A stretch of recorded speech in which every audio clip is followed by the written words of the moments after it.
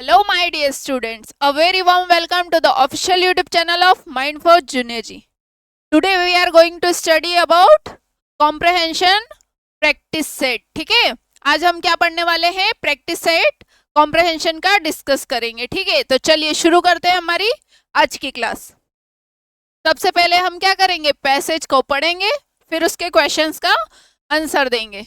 ये डायरेक्शन है जिसमें लिखा है कि आपको पैसेज को केयरफुली पढ़ना है, ध्यान से, और क्वेश्चन को टिक करना है. आपको 4 ऑप्शंस दे करके रखे होंगे, वो होंगे ABCD. ठीक है, उनमें से एक करेक्ट आंसर आपको टिक करना है. कहाँ पे? OMR शीट में सर्कल फील करना है. ठीक है, चलिए सबसे पहले हम पैसेज को पढ़ते हैं. ठीक है. Fire is to blame for the loss of countless lives and billion of rupees each and every year. Firefighters help protect people and their property from injury and damage. They put their lives on the line. यहाँ पे किसकी बात हो रही है? Fire fighters की बात हो रही है, जो कौन थे? हमारे देश के लिए जिन्होंने बहुत क्या की थी? लड़ाइयाँ की थी. किनकी बात हो रही है? फायर फाइटर्स की बात हो रही है. ठीक है, चलिए आगे बढ़ते हैं हम. दे put their lives on the line every time. वो क्या करते हैं? उनकी जान हमेशा क्या करते हैं? हथेली पर रखते हैं. उन्हें उनकी जान की कोई परवाह नहीं होती है. हर वक्त लड़ने के लिए क्या करते हैं? तैयार रहते हैं, है ना. They respond to a call. ठीक है, while on duty firefighter must be ready to respond in matter of minutes to just about any disaster that may occur. मतलब वो क्या करते हैं? मिनटों में कॉल को आंसर कर देते हैं. वो बिल्कुल भी देरी नहीं करते हैं, है ना. At every fire scene a superior fire officer takes command and direct the jobs of all the people at the scene. जो fire at every fire scene मतलब जब भी कोई लड़ाई होती है या कोई युद्ध होता है, उस टाइम क्या होता है? एक सुपीरियर फायर ऑफिसर, मतलब उनका जो कोई एक हेड होता है, जो क्या करता है? सबको कमांड देता है और ऑर्डर्स देता है ना, कि किसको क्या काम करना है. ठीक है. Some fireman connect the hose line to hydrants, other manually operate the pumps to send water to the hoses. Team of firefighters also operate ladders used to reach distances high in the air. ठीक है, चलिए ये हो गया हमारा passage. अब हम करते हैं क्या? इसके क्वेश्चन टिक करेंगे. ठीक है, क्वेश्चन आंसर देखते हैं. Which is not true about the firefighters? They are brave. यहाँ पे बोला है not true, लेकिन they are brave ये तो ट्रू है. वो लोग क्या होते हैं? बहुत ब्रेव होते हैं, है ना, हिम्मत वाले होते हैं, बहादुर होते हैं. They often put their life in danger. ये भी सही है कि वो उनकी जान को खतरे में डालते रहते हैं. They never put their life in danger. ये क्या हो गया? गलत हो गया. दे नेवर पुट, जबकि वो तो हमेशा उनकी जान क्या करते हैं? खतरे में डालते रहते हैं. They are highly trained. वो ट्रेन होते हैं पहले से. तो फर्स्ट मतलब ऑप्शन ए, ऑप्शन बी और ऑप्शन डी, ये क्या है? तीनों ये सही है, और ये वाला ऑप्शन क्या है? गलत है. और हमको यही पूछा गया है, which is not true about the fire fighters. तो option C is the right answer. ठीक है, नेक्स्ट क्वेश्चन पे चलते हैं. सेकेंड क्वेश्चन है, a fire fighter has to prepare to extinguish a fire in. जो फायर फाइटर है, उनको जैसे ही पता चलता है कि युद्ध होने वाला है, तो वो किस तरीके से रेडी हो जाते हैं? कुछ मिनटों में. ऐसा हमने पढ़ा था हमारे पैसेज में, है ना. कहाँ लिखा था? ये रहा. While on duty fire fighters must be ready to respond in a matter of minutes, है ना. पढ़ा था ना हमने कि वो कुछ मिनटों में तैयार हो जाते हैं. तो option A is the right answer.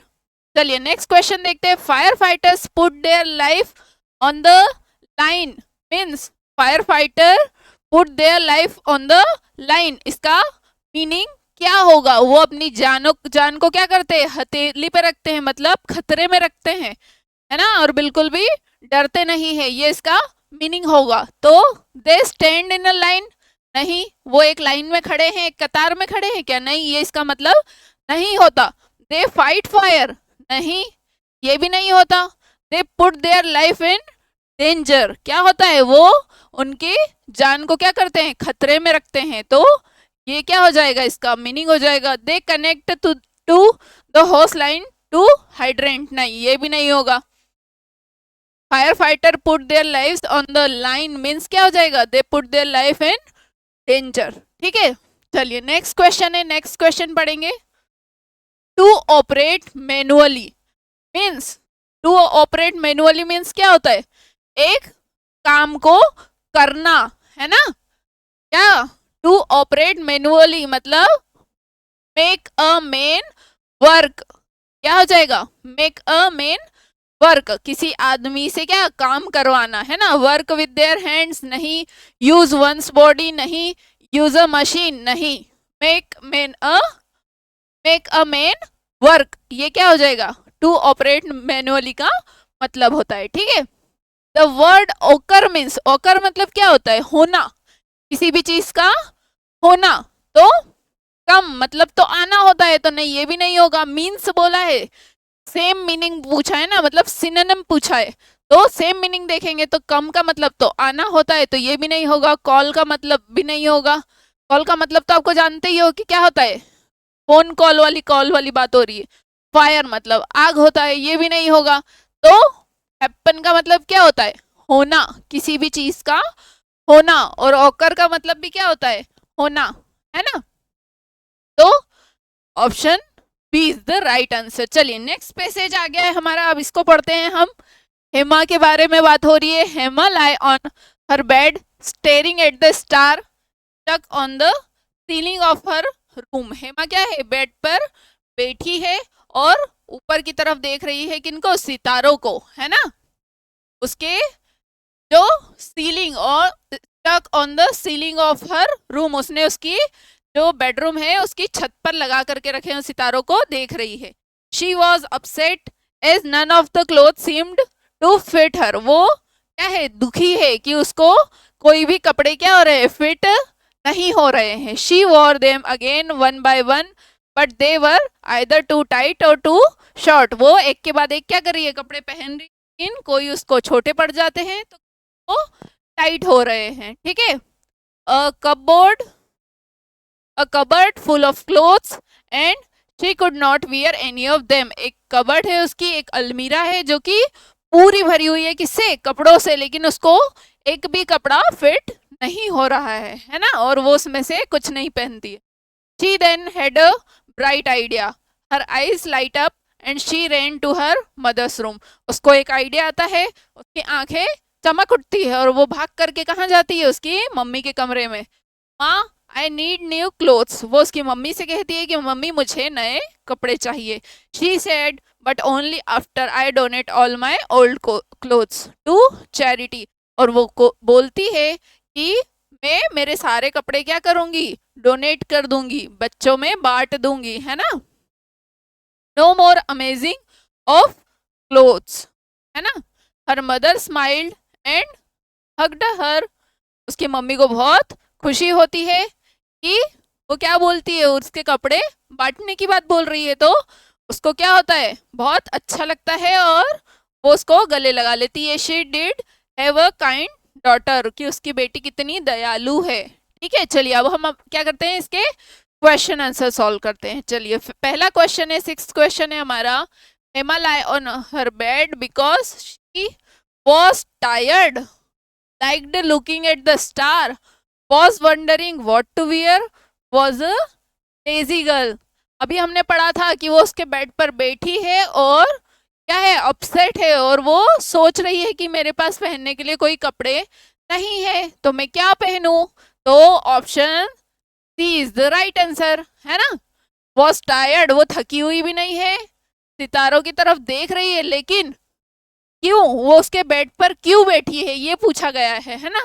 तो was wondering what to wear, वो सोच रही है कि मैं क्या पहनूं। ठीक है, option C is the right answer. Next, she could not wear any of her clothes because they were not fashionable, नहीं। दे वर टू कलरफुल, नहीं। She did not know what to choose, नहीं। Choose करने के लिए नहीं। None of them fitted her, मतलब उसको या तो कपड़े छोटे पड़ रहे हैं या फिर टाइट हो रहे हैं, उसको फिट नहीं हो रहे हैं, है ना। तो क्या है, she could not wear any of her clothes because none of them fitted her, है ना। चलिए नेक्स्ट क्वेश्चन पे बढ़ते हैं। अब हमारा अगला क्वेश्चन है the synonym of the word amazing. Amazing का मतलब क्या होता है? अमेजिंग का मतलब होता है ऑफ वर्ड, हमने अमेजिंग कहाँ पढ़ा था? पैसेज में, चलो पैसेज में कहाँ पढ़ा था? No more amazing of clothes. अब क्या है, अब कपड़ों को इकट्ठा नहीं करना है। अमेजिंग का मतलब होता है कलेक्टिंग। जो कपड़े उसको नहीं बन रहे थे, जो उसको टाइट हो रहे थे, छोटे पड़ रहे थे, कुछ बड़े पड़ रहे थे, ऐसे कपड़े थे, ऐसे कपड़ों को कलेक्ट करके नहीं रखना है अलमीरा में, है ना। No more amazing of clothes. तो हमारे क्वेश्चन में क्या पूछा गया है हमको? मतलब पर्यायवाची पूछा है, समानार्थी। तो अमेजिंग का मतलब क्या होता है? कलेक्टिंग, है ना। अमेजिंग का मतलब होता है कलेक्टिंग। डिस्ट्रीब्यूटिंग का तो बांटना होता है, गिफ्टिंग का मतलब भी देना होता है, और शेयरिंग का मतलब भी बांटना होता है। तो कलेक्टिंग मतलब, है ना, क्या हो गया? इकट्ठा नहीं करना है, अब सबको बांट देना है। तो सिनोनिम इसका हो जाएगा कलेक्टिंग। चलिए नेक्स्ट क्वेश्चन पे बढ़ते हैं हम। हेमा इज, हेमा जो है वो कैसी लड़की है? क्या वो ग्रीडी है? नहीं। क्या वो सेल्फिश है? नहीं। क्या वो माइजरली है? नहीं। वो क्या है? चैरिटेबल है। वो एक दयालु लड़की है जिसने ये सोचा कि मैं मेरे कपड़े क्या है जो मुझे नहीं फिट होते वो मैं दूसरे बच्चों में बांट दूंगी, चैरिटी कर दूंगी। तो वो क्या है? एक चैरिटेबल लड़की है, ठीक है। चलिए नेक्स्ट क्वेश्चन पे बढ़ते हैं। अब हमारा 10th क्वेश्चन है the opposite of the word donate. Donate का मतलब क्या होता है? किसी को दान करना, बांटना, है ना। डोनेट का मतलब होता है दान करना। और हमें पूछा गया है क्या इसका अपोजिट मीनिंग, है ना, एंटोनिम पूछा है। तो डोनेट का अपोजिट क्या हो जाएगा? रिसीव करना। किसी को देना, डोनेट करना, से लेना, रिसीव करना। तो डोनेट का अपोजिट क्या हो जाएगा? रिसीव करना, है ना। गिव मतलब भी देना होता है, डिस्ट्रीब्यूट करना भी बांटना होता है, और स्पेंड करना भी क्या होता है? खर्च करना होता है। तो रिसीव मतलब क्या हो जाएगा? लेना, है ना, और डोनेट मतलब देना। तो ये इसका अपोजिट हो जाएगा। चलिए नेक्स्ट क्वेश्चन पे बढ़ते हैं। अब अगला क्वेश्चन है, थर्ड पैसेज आ गया। अब हम पैसेज रीड करते हैं। हमारा तीसरा पैसेज है travelling is both recreational and educative. Travelling की बात हो रही है, घूमने की बात हो रही है। ट्रेवलिंग क्या है? रिक्रिएशनल और एजुकेटिव। रिक्रिएशनल का मतलब होता है क्या? रिक्रिएशन का मतलब होता है मनोरंजक, बहुत अच्छा लगना, मनोरंजन होना। और एजुकेटिव मतलब पढ़ाई से रिलेटेड, है ना।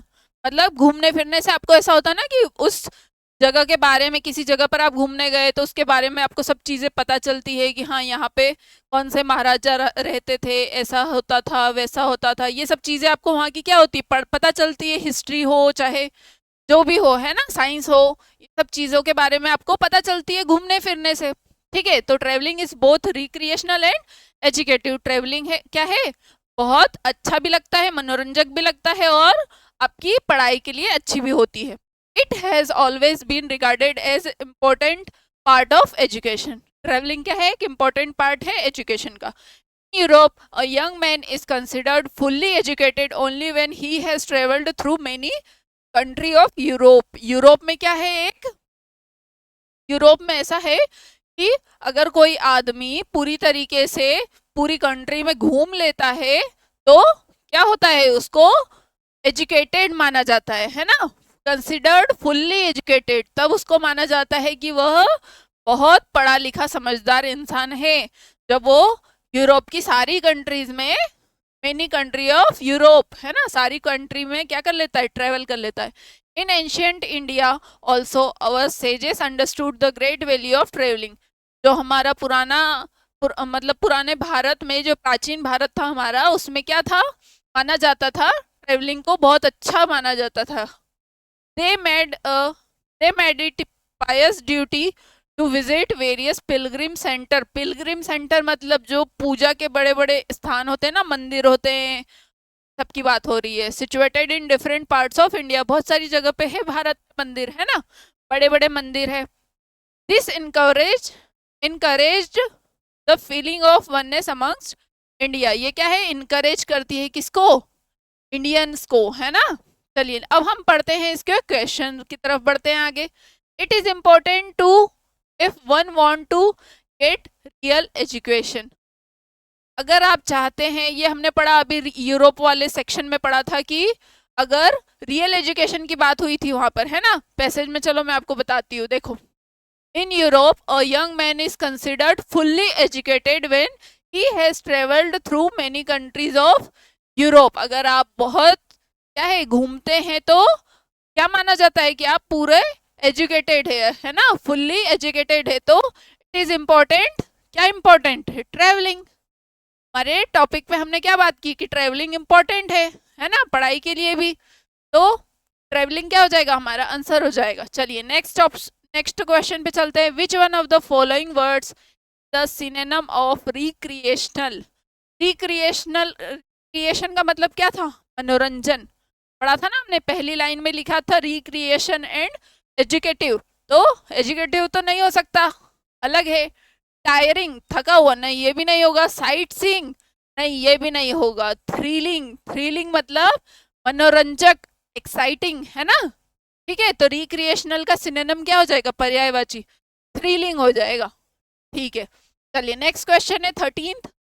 Visiting the centre was considered holy in the ancient India. हमारे प्राचीन भारत में जो हमारे पूर्वज थे, उन लोगों का कहीं भी घूमने जाना, आप लोगों को पता होगा ना, अपने भी जो बड़े लोग रहते वो लोग जाते, तीर्थ स्थान पे जाते हैं, रामेश्वर, बद्रीनाथ, ये सब चीजें इन जगह पर जाते हैं ना। तो वो क्या है, वो कैसे सेंटर है, पिलग्रिम सेंटर है, पूजनीय सेंटर है ना, वहां पे पूजा का स्थान है। तो वो क्या है, पिलग्रिम सेंटर है। तो न ट्रेनिंग, न सिटी, न बिजनेस, वो कैसे सेंटर है, पिलग्रिम सेंटर। तो विजिटिंग द पिलग्रिम सेंटर, यहाँ पे डैश आएगा। Visiting the pilgrim centres was considered holy in ancient India. ठीक है, नेक्स्ट क्वेश्चन पे बढ़ते हैं। 14th question. People have a feeling of oneness with others if they, क्या था, talk a lot, play a lot, question a lot, नहीं, क्या था वो, ट्रेवल अलॉट, है ना। बहुत जितना ज्यादा घूमते हैं उतना ज्यादा क्या होता है, सब चीजों के बारे में, सब लोगों के बारे में आपको पता चलता है ना। People have a feeling of oneness with others if they travel a lot. ठीक है, नेक्स्ट क्वेश्चन है 15th question. A sage is a person who is, क्या, who is learn, smart, free, wigged. ये कहाँ हमने पढ़ा, सेजेस, ये रहा। In ancient India also our sages understood the great value of traveling, है ना।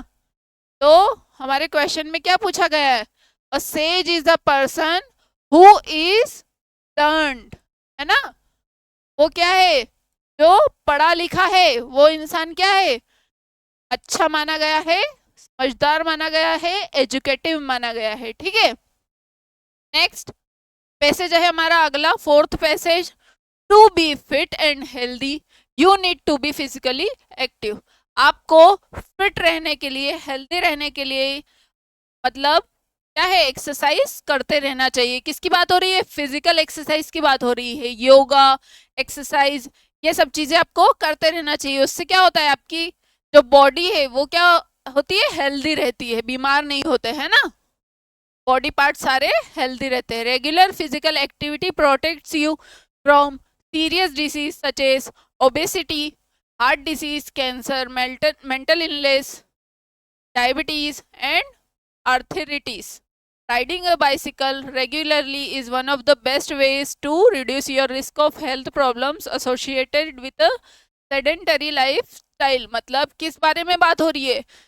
आपको एक्सरसाइज करते रहना चाहिए, उससे क्या होती है, आपको कोई भी बीमारी नहीं होती है। ये सारी बीमारियों के नाम है, heart disease, cancer, mental illness, है ना। ये सब चीज़ों से आप दूर रहते हैं अगर आप डेली एक्सरसाइज करते रहते हैं। अगर आप एक ही जगह पे दिन भर ऐसा हो जाता है कि खाना खाते हो, फिर वापस एक जगह बैठ के पढ़ते रहोगे, फिर वापस से सो जाओगे, फिर वापस उठोगे, खाना खाओगे, चाय नाश्ता करोगे, सो जाओगे, या पढ़ाई करते रहोगे एक जगह बैठ करके, तो आपकी बॉडी क्या हो जाएगी, इनएक्टिव हो जाएगी, है ना।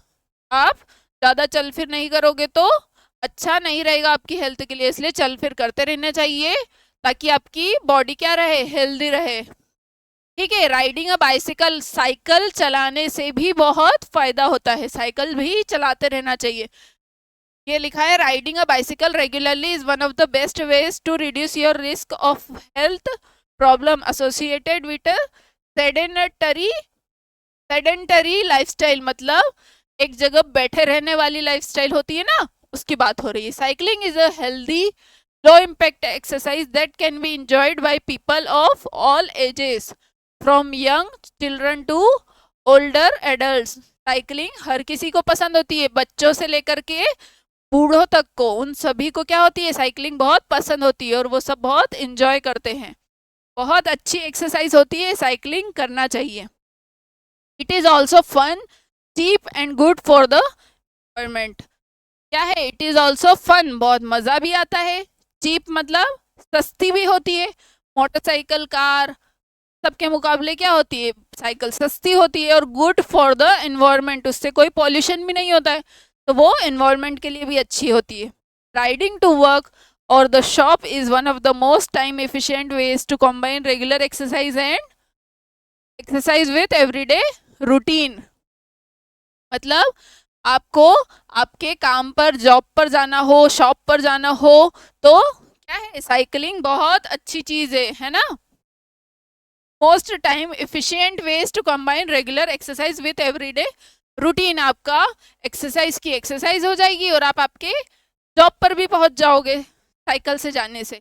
An estimated 1 billion people ride bicycles every day, transport, recreation and sport. Cycling is a good way to reduce weight as it builds muscles and burn body fat. Cycling क्या है, आपका बॉडी वेट भी कम करता है। अगर आप daily cycling करते हैं तो जिनका वेट बहुत ज़्यादा है उनका वेट भी कम होता है, उनकी मसल्स क्या होती है, अच्छी हो जाती है, एक्टिव हो जाती है, और जो बॉडी का फैट है वो खत्म हो जाता है। Research suggest that by cycling for half an hour every day we can shed at least 5 kilos of weight in a year। अगर आप डेली साइकिल करते हैं, आधा घंटा साइकिलिंग करते हैं, तो कितना वेट आप आपका कम कर लेंगे, 5 किलो का, 5 kilos of weight in a year. ठीक है, चलिए अब हम इसके क्वेश्चंस देखते हैं। 16th क्वेश्चन है हमारा, the main focus on the passage is to tell us the advantages of, किसकी बात हुई है, इनके एडवांटेजेस की बात हो रही है।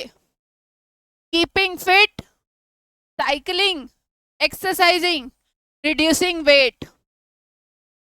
बात हो रही थी किसकी, एक्सरसाइज की।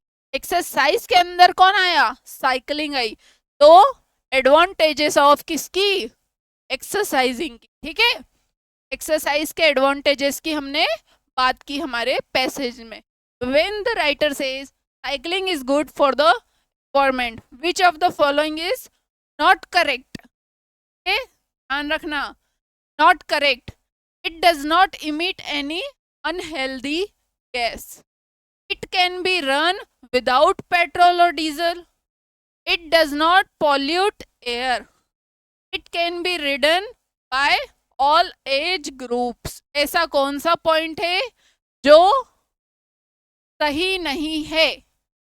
It can be run without petrol और diesel. It does not pollute air, तो ये क्या हो गया, it does not pollute air, तो ये तो सही है। It can be ridden by all age groups, ये भी सही है।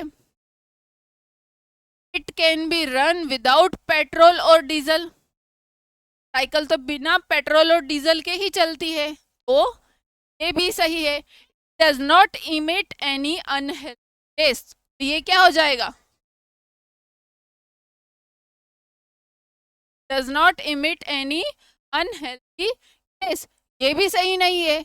ऐसा कौन सा ऑप्शन है जो सही होना चाहिए? Which of the following cycling, when the writer says cycling is good for the environment, which of the following is not correct? not correct पूछा है हमको, correct नहीं पूछा है। does not emit any unhealthy gas, cycle कोई भी unhealthy gas emit नहीं करती है। It can be run without petrol और डीजल, ये भी सही है। डज नॉट पॉल्यूट एयर, ये भी सही है। It can be ridden by all ages group, ये भी सही है। इसका मतलब क्या है, यहाँ पे एक और ऑप्शन होना था, ऑप्शन ई। इस क्या आएगा? नन ऑफ दिस, मतलब इन चारों ऑप्शन में से कोई सा भी नहीं है। कौन सा आएगा? None of this. ठीक है, नेक्स्ट क्वेश्चन पे पढ़ते हैं। The word which means the opposite of the word sedentary. Sedentary का मतलब क्या होता है? जो किसी एक ही जगह पे बैठा हुआ हो, इनएक्टिव पोजीशन में हो, न्यूट्रल प्लेस पे हो ना, जो बिल्कुल भी हलचल नहीं करते हो, एक ही जगह बैठे रहते हो, ऐसे को क्या बोलते हैं? सेडेंटरी, इनएक्टिव, है ना। और हमको क्या पूछा गया है? का जस्ट अपोजिट मतलब एंटोनिम ना, इसका क्या पूछा गया है? इसका तो अपोजिट मतलब का क्या पूछा गया है? तो क्या होगा? सेडेंटरी का अपोजिट होगा एक्टिव, सेडेंटरी का अपोजिट हो जाएगा एक्टिव। सेडेंटरी का सिनोनिम तो इनएक्टिव होता है, तो इसका जस्ट अपोजिट क्या हो जाएगा? एक्टिव हो जाएगा। Active is the right answer. ठीक है, चलिए नेक्स्ट क्वेश्चन पे बढ़ते हैं।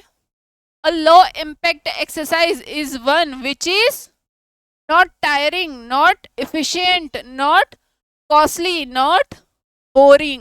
A low impact मतलब low impact exercise is one, मतलब जो बहुत ज्यादा क्या हो? महंगी नहीं हो, कैसी हो? सस्ती हो, है ना। तो वो क्या हो जाएगा? not costly, low impact, है ना। तो ना तो थकावट होगी, ना efficient, not boring, not costly is the right answer. Regular cycling helps us all of the following except two. Except का मतलब क्या है? कि जो हमको सारे पॉइंट्स दिए गए हैं इनमें से एक छोड़ करके। ठीक है, reduce fat and strengthen muscles, तो ये तो होता है साइकिलिंग करने से कि आपकी क्या है? बॉडी फैट बर्न होता है और मसल्स क्या होती है? बिल्डअप होती है, स्ट्रांग होती है। कंबाइन फन विथ वर्क, ये भी होता है। प्रिवेंट सीरियस एक्सीडेंट्स, ये वाला पॉइंट लग रहा है ना। और रिमेन हेल्दी, हेल्दी भी होते हैं, मतलब कौन सा पॉइंट हो जाएगा? Option C. ये तीनों फायदे क्या होते हैं साइकिलिंग करने से? होते हैं। ऑप्शन ए, ऑप्शन बी और ऑप्शन डी, लेकिन ऑप्शन सी क्या है? नहीं होता है। तो ये क्या हो जाएगा? हमारा आंसर हो जाएगा। ठीक है, चलिए हो गए पूरे 20 क्वेश्चन। 4 पैसेज किए हमने, जिनके कितने थे? हर पैसेज के 5 क्वेश्चंस थे, और हमने टोटल ऐसे 20 क्वेश्चंस किए हैं। आपको आज की क्लास कैसी लगी कमेंट सेक्शन में ज़रूर बताना। ठीक है, तब तक मिलते हैं अगली क्लास में। तब तक अच्छे से पढ़ाई करें, खुद का ध्यान रखें। Thank you.